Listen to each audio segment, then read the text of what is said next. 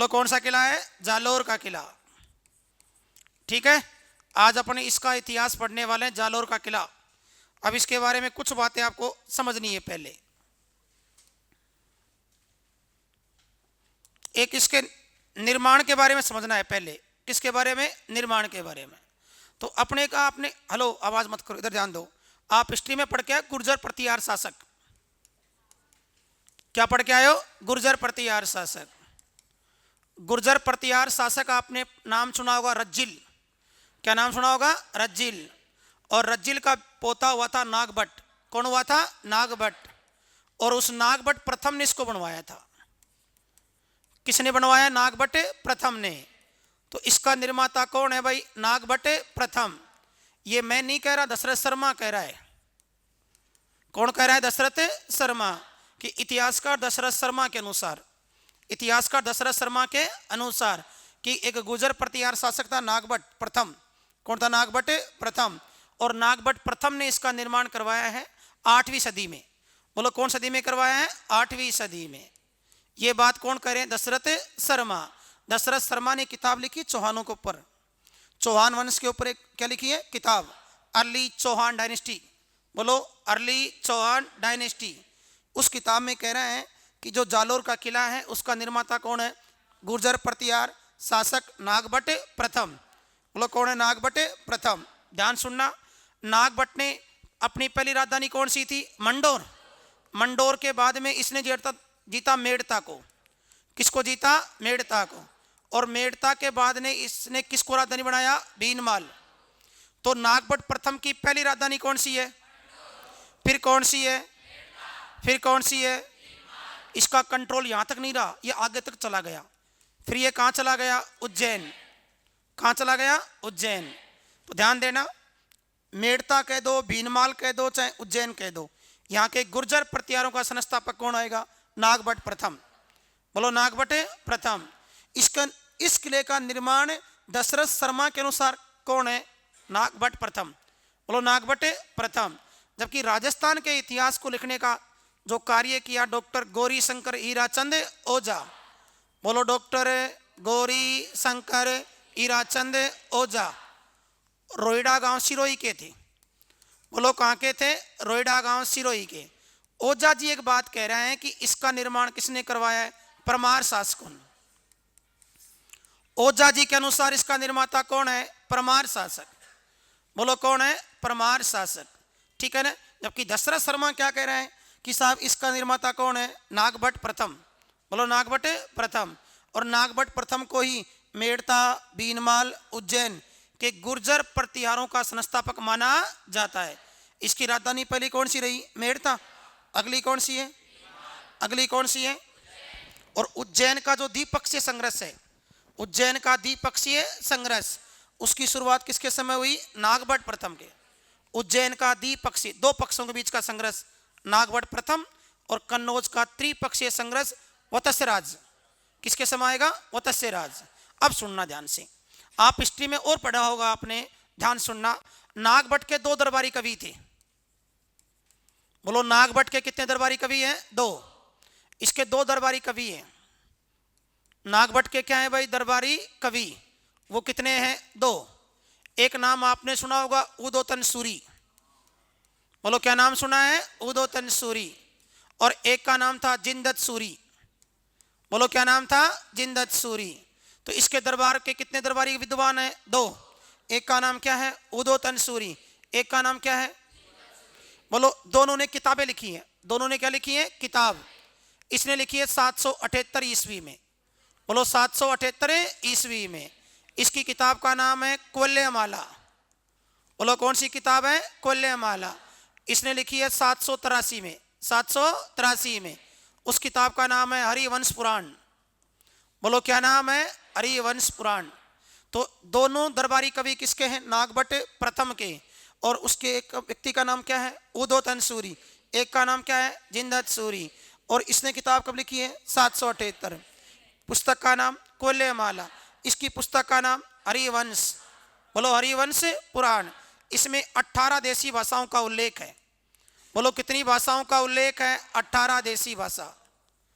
बोलो कितनी भाषाओं का उल्लेख है? 18 देशी भाषा। उस 18 में से अपने प्रदेश के लिए कौन सी भाषा है? मरु भाषा। बोलो अपने प्रदेश के लिए कौन सी भाषा है? मरु भाषा। ठीक है ना? ये बात कौन कह रहा है? उदोतन सूरी। बोलो उदोतन सूरी। और इन दोनों ग्रंथों की रचनाएं, इन दोनों ग्रंथों की रचनाएं हुई थी भीनमाल में ना जालोर में। कहाँ हुई थी? जालोर में। और इस किताब में पहली बार भाषाओं का उल्लेख मिलता है। इस किताब में पहली बार क्या मिलता है? भाषाओं का उल्लेख। और जो ये किताब लिखी गई है ये प्राकृत भाषा में है।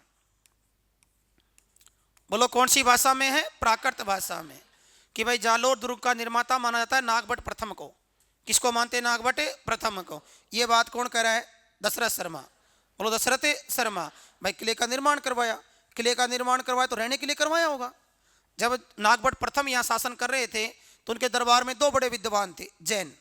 दो बड़े विद्वान कौन थे? जैन। पीछे वालों सामने देखो, ठीक है ना? एक विद्वान का नाम क्या है? उदोतन। दूसरे का नाम जिनदत्त सूरी। उदोतन सूरी ने किताब लिखी कौन सी? कोल्यमाला। इसमें कितनी भाषाएं हैं? मरु भाषा का नाम मिला है। और प्रथम बार भाषा बोलियों का उल्लेख किस मिलता है? कोल्यमाला। और दूसरा विद्वान कौन है? जिनदत्त सूरी। जिनदत्त सूरी। और इसकी किताब कौन सी है? हरिवंश पुराण। इन दोनों की रचना कहाँ हुई है? जालोर में। बोलो कहाँ हुई है? जालोर में। अब इस किले के बारे में और देखो। इस किले का जो प्राचीन शिलालेखों में नाम मिलता है,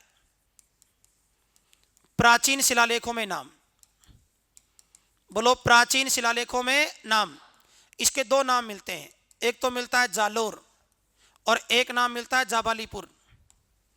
बोलो क्या नाम मिलता है? जाबालीपुर। बोलो क्या नाम मिलता है? जाबालीपुर।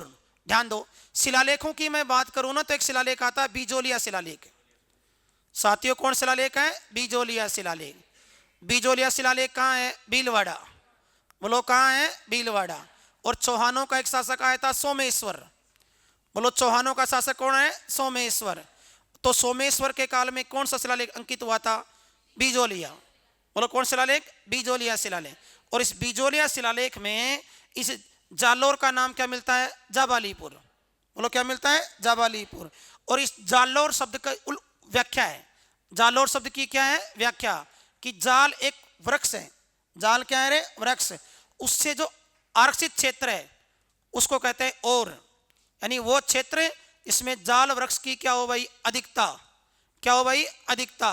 और वही क्षेत्र क्या कहलाया? जालोर। बोलो क्या कहलाया? जालोर। तो सारे बोलो क्या कहलाएगा? जालोर। तो प्राचीन शिलालेखों में इसका नाम क्या मिलता है? जाबालीपुर। बोलो क्या नाम मिलता है? जाबालीपुर। ठीक है ना? और शिलालेख कौन सा है? बीजोलिया शिलालेख। अरे कौन सा है? बीजोलिया शिलालेख। ये किसने लिखवाया था? सोमेश्वर ने। ठीक है ना? ये लिखा हुआ है पार्श्वनाथ जैन मंदिर पर, पार्श्वनाथ जैन मंदिर। ठीक है ना? बीजोलिया भीलवाड़ा। बीजोलिया भीलवाड़ा। ये चौहानों की क्या रहता है अपने को? जानकारी। ठीक है? अब ये तो इसके प्राचीन नाम हो गए। अब इसके उपनाम, इसके क्या आ गए? उपनाम। एक पर्वत है जिसका नाम है सोनेलगढ़। बोलो पर्वत का नाम क्या है? सोनेलगढ़। एक तो ये सोनेलगढ़ पर्वत पर है। दूसरा इसी के पास में एक नदी जिसका नाम है सूकड़ी। बोलो नदी का नाम क्या है? सूकड़ी। बोलो नदी का नाम क्या है? सूकड़ी। पर्वत कौन सा है? सोनेलगढ़। अब सोनेलगढ़ पर्वत है तो इसका नाम पड़ गया सोनलगढ़। सोनेलगढ़। बोलो क्या नाम पड़ गया? सोनेलगढ़। इसी का दूसरा नाम है सुवर्णगिरी। सुवर्णगिरी। बोलो क्या नाम है? सुवर्णगिरी। एक इसी का नाम रखा था अलाउद्दीन खिलजी ने। क्या नाम रखा था? जलालाबाद। बोलो क्या नाम रखा था? जलालाबाद। और एक इसी का नाम है कांचनगिरी। बोलो क्या नाम है? कांचनगिरी। तो इस किले के 4-5 उपनाम है। उसमें से नंबर 1 कौन सा है? सोनेलगढ़। कौन सा है? सोनेलगढ़। फिर दूसरा कौन सा है? स्वर्णगिरी। फिर कौन सा है? जलालाबाद। फिर क्या नाम है? कांचनगिरी। अब ध्यान देना, कोई सांबर का चौहान शासक था। सांबर का कौन था? चौहान शासक। उसका नाम था लक्ष्मण। क्या नाम था? लक्ष्मण। इसने 960 में, 960 में नाडोल में चौहान वंश की नींव रखी थी। तो नाडोल में कौन से वंश की नींव रखी? चौहान वंश की। कि सांबर का कोई लक्ष्मण सिंह नाम का कोई शासक है और वो सांबर से अलग होकर कहाँ गया? नाडोल। अरे कहाँ गया? नाडोल। और नाडोल में क्या रखी उसने? नींव। कौन से वंश की? चौहान वंश की। ठीक है? इसी नाडोल का एक चौहान शासक, इसी नाडोल का एक चौहान शासक, उसका नाम है कीर्तिपाल। बोलो उसी का नाम क्या है? कीर्तिपाल। और इसी कीर्तिपाल ने 1182 में 1182 में किस किले पर अधिकार कर लिया? सोनेलगढ़ पर। बोलो किस पर अधिकार कर लिया? सोनेलगढ़ पर। कि भाई सांबर का कोई लक्ष्मण सिंह था?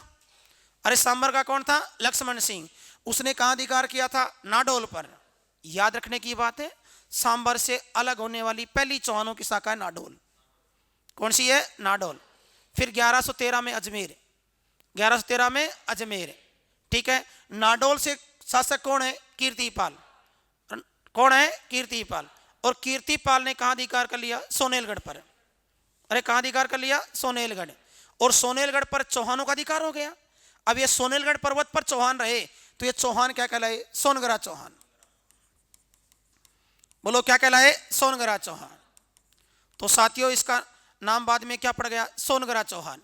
बाद में कीर्तिपाल है तो कीर्तिपाल को जालोर का, कीर्तिपाल को जालोर का चौहान वंश का संस्थापक या आदि पुरुष कहा जाता है।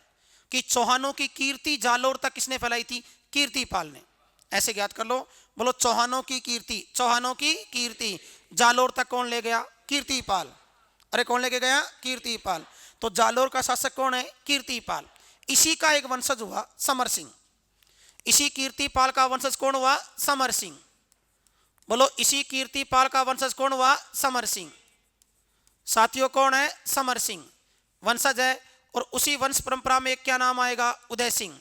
बोलो क्या नाम आएगा? उदय सिंह। इन दोनों शासकों ने, इन दोनों शासकों ने इस दुर्ग के क्या बनवाए थे? परकोटा। और इस दुर्ग की क्या बनवाई थी भाई? प्राचीर। और इस दुर्ग में किसका निर्माण करवाया? महलों का। बोलो किसका निर्माण करवाया? महलों का। विशेष रूप से समर सिंह ने। किसने करवाया था? समर सिंह ने। ठीक है। तो कभी पूछा जाए कि भाई जालोर दुर्ग के जो परकोटे हैं, प्राचीर हैं, महल हैं, उनका निर्माता किसको मानते हैं? समर सिंह। बोलो किसे मानते हैं? समर सिंह। अब इसी की परंपरा में, इसी की वंश परंपरा में एक शासक आया कानड़ देव। बोलो कौन आया? कानड़ देव। और ये क्या है? सोनगरा। बोलो क्या है भाई? सोनगरा। मैंने बता दिया कि ये सोनगरा चौहान क्यों कहलाए थे। बोलो सोनेलगढ़ पर्वत पर। बोलो सोनेलगढ़ पर्वत पर ये रहे थे तो इसलिए क्या नाम दिया गया? सोनगरा। क्या नाम दिया गया? सोनगरा। और बाद में नाडोल में एक मंदिर बना हुआ था आशापुरा माता का। नाडोल में किसका मंदिर बना हुआ था? आशापुरा माता का, जो बंडोज गुजरात में भी है। कहाँ है? बंडोज गुजरात में। और आशापुरा को इन जो माता है इसकी पूजा सोनगरा चौहान करते थे, इसलिए सोनगरा चौहानों की कुलदेवी कौन सी है? आशापुरा। बोलो कौन सी है? आशापुरा। अब यहाँ का शासक कौन है? कानड़ दे सोनगरा। बोलो कानड़ दे सोनगरा। इसके समय, इसके समकालीन जो दिल्ली का शासक था वो क्या नाम था? अलाउद्दीन खिलजी। बोलो क्या नाम था? अलाउद्दीन खिलजी। ठीक है।